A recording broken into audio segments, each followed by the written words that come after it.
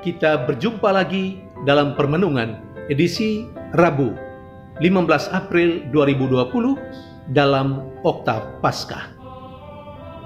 Bacaan pertama diambil dari Kisah Para Rasul bab 3 ayat 1 sampai dengan 10, dan bacaan Injil diambil dari Injil Lukas bab 24 ayat 13 sampai dengan 35.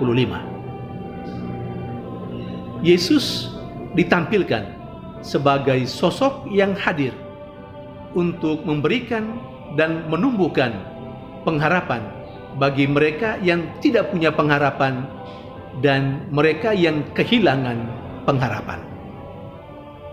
Itulah berita gembira dua bacaan liturgi hari ini. Dalam kuasa Yesus, Petrus menyembuhkan orang yang sakit lumpuh sejak lahir di Bait Allah.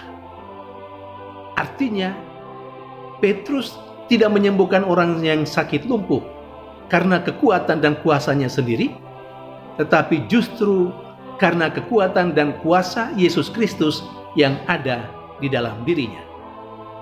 Sementara dalam bacaan Injil, Yesus hadir tepat pada waktunya di antara kedua muridnya dalam perjalanan mereka ke Emmaus. Mereka sepertinya kehilangan pengharapan. Itu nyata dalam ungkapan mereka sendiri ketika mereka berkata, "Dia adalah seorang nabi. Dia yang punya kekuatan dan kuasa dalam perkataan dan perbuatan di hadapan Allah dan di hadapan orang banyak. Namun para pemimpin kami, imam-imam kepala dan pemuka rakyat telah menyerahkan dia untuk disalibkan. Padahal kami berharap dialah yang akan membebaskan bangsa Israel." Saudari dan saudara yang terkasih, kita bisa kehilangan pengharapan, entah karena sakit penyakit yang kita hadapi, atau juga karena kepergian untuk selama-lamanya orang yang kita cintai, orang yang kita kagumi. Orang yang lumpuh sejak lahir tidak punya harapan untuk hidupnya. Demikian juga dengan kedua muridnya, mungkin juga ke-12 Rasul Yesus. Kehilangan pengharapan setelah Yesus mati di kayu salib. Saudari dan saudara yang terkasih, sama seperti pengalaman orang yang sakit lumpuh sejak lahir, demikian juga pengalaman kedua murid menuju Emmaus.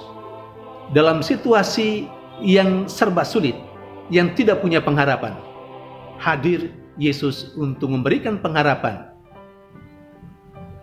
Dalam situasi yang sama seperti sekarang ini, ketika kita mungkin kehilangan pengharapan, Yesus hadir untuk memberikan pengharapan bagi kita yang kehilangan pengharapan saat-saat seperti ini. Dia hadir melalui sesama kita yang mungkin dengan kekuatan dan dorongan Roh Kudus, Roh Yesus sendiri, dia hadir, mereka hadir untuk menyelamatkan dan meneguhkan kita. Mungkin juga Yesus hadir dalam diri mereka yang tergerak oleh Roh, yang memberikan peneguhan melalui kata-kata indah, kata-kata yang menguatkan kita. Yesus meneguhkan kita, Yesus memberikan pengharapan melalui mereka itu.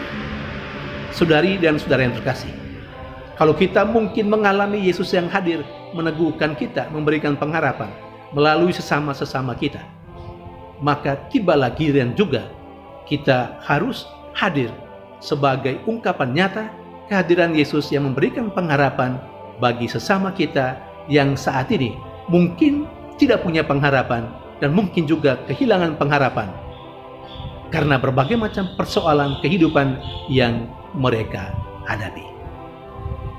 Tuhan memberkati.